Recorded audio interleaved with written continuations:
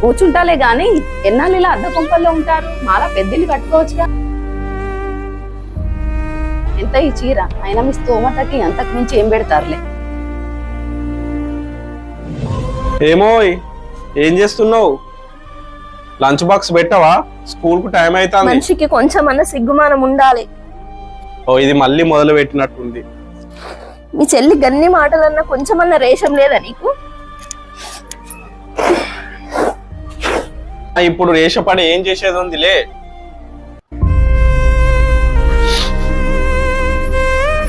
ఎన్ని రోజులు నీ టీచర్ పని చేసుకుంటుంటావు? వేరే పని చేసుకోవచ్చు కదా. మంచిగా బట్టలు వేసుకుని పోతే అయిపోతుంది అనుకుంటాను. నా జేబులో ₹1 ఉండేది నెల వచ్చే వరకు. రేషపడి ఏం చేస్తావు?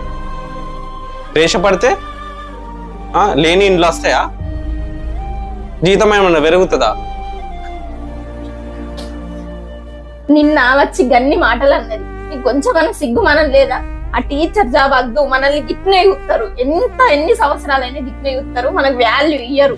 ఆ టీచర్ జాబ్ బంజయ్, నీకు దండం పెడతా. నాకు ఈ టీచర్ జాబే చేరినది. పిల్లలకు పాఠాలు చెప్పడానికి ఇష్టం. అది తక్కువ వస్తుందా, జీతం ఎక్కువ వస్తుందా అని కాదు.